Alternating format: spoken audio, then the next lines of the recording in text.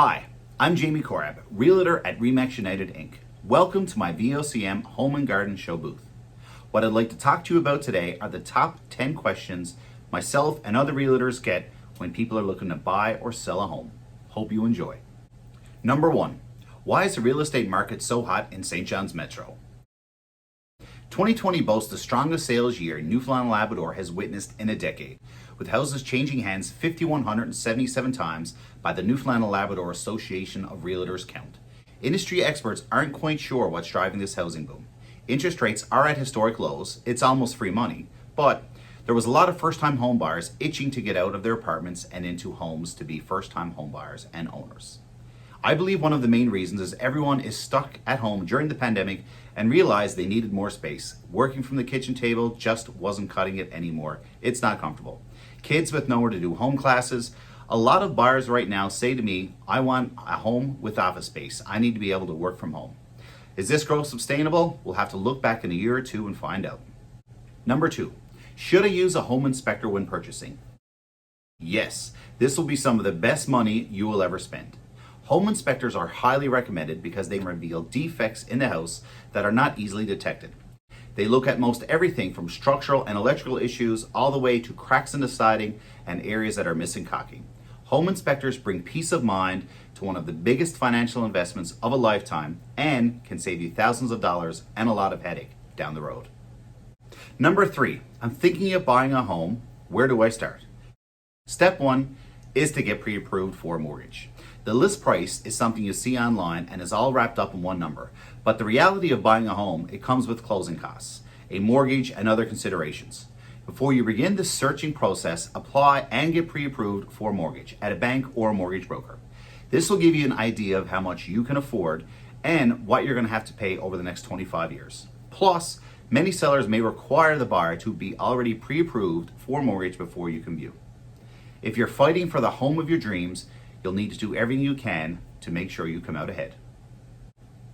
Number 4, how much of a down payment do I need?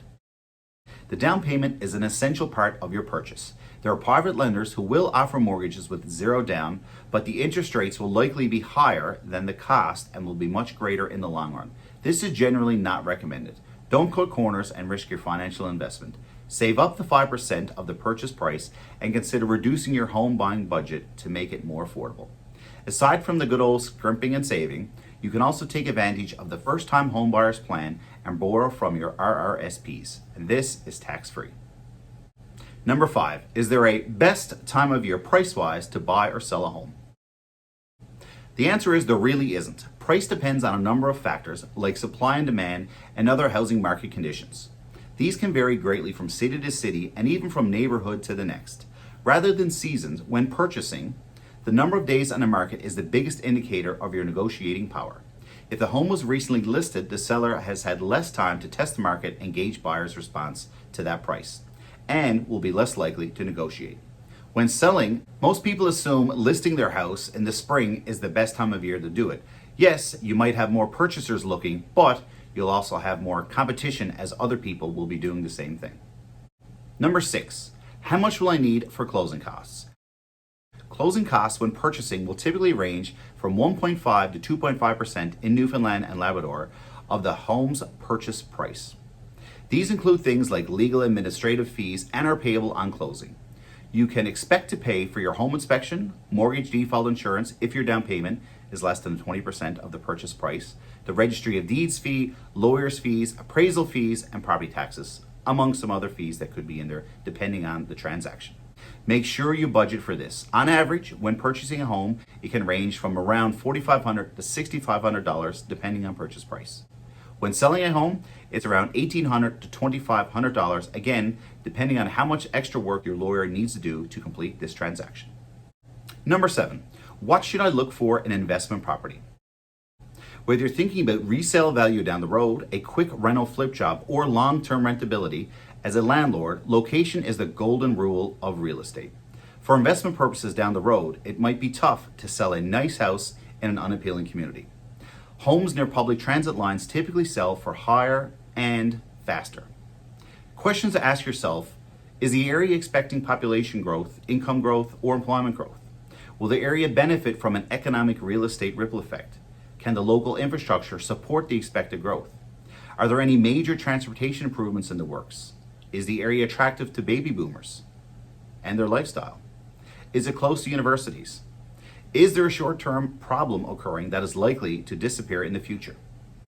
Number 8, should I sell my current home before buying a new one? This I get all the time. If the built-up equity in your current home will be applied to the new down payment on your new home, naturally you will need to sell your home first. This could also secure a lower mortgage rate, saving you money month over month. If you're in competing offers and have a house to sell, called a Schedule A, you could lose out to someone who doesn't have a home to sell. So you're in a much better position if you have an offer on your home with all the conditions removed and the home waiting to close, or you have your home already sold and closed. Realizing this isn't an option for everybody, putting an offer on a home subject to the sale of your home can be done. But this home you're looking to purchase can still be purchased by someone else after the fact if another offer is accepted. If this happens, typically you have 24 to 72 hours to remove your subject to sale of clause, or you will unfortunately lose out on the sale. Some home buyers decide to turn their current home into an investment property, renting it out. In that case, the current home will not need to be sold. However, your loan advisor will still need to evaluate the risk profile and your credit history to determine whether making a loan on a new home is feasible while retaining the title to your current older home. Buyers often have a short time frame to sell their current home when relocating to a new city because of a job transfer. If you're moving and taking position with the same employer, be sure to check and see if they offer relocation assistance to help offset some of the costs. Number 9, how do I prepare my home before I sell it? Buyers want to see a clean home with lots of potential for few repairs. Before you sell, consider giving your entire home a deep clean and possibly hiring an inspector to look for possible issues that could be corrected before listing. Updates to your major selling rooms of the home in the kitchen and bathroom can go a long way. Whether it's flooring or new hardwood on the cupboards, this can make a big difference. The big thing is a fresh coat of paint. If you're able to paint yourself, it's just the cost of the paint. We call this sweat equity and can go a long way. Right now, the paint shop says the most popular paint colors right now are gray, beige, white, earth tones, and other naturals. They dominate their best sellers lists when it comes to interior colors. And finally, number 10. Why is my home assessed value different than the market value? Since there are many different metrics that can predict a home's value, you may see some differences. Homeowners pay property tax based on the home's assessed value. In St. John's, for instance, the assessed value in 2021 is based on the value of your home on January 1st, 2017. But the market value of your home right now in 2021 is based on the current market conditions. And market values fluctuate more than the assessed value. When you're getting ready to buy or sell your home, pay attention to the market value. You will only need to worry about assessed value when you're calculating how much you will pay in taxes. To note, the 2022 assessed value in the city of St. John's, they will be based off January 1st, 2020. Well, I hope you enjoyed this video. If you have any questions about anything I've said here or any real estate questions in general, do not hesitate to reach out to me. As your neighborhood realtor, my mission is to dedicate myself to make the process of buying or selling a home as easy and satisfying as possible. I will listen carefully to make sure I understand your needs, and I will give you full control by presenting all the information you need to make the best decision. It's a winning formula for everybody. I'm Jamie Korab. Have a great day.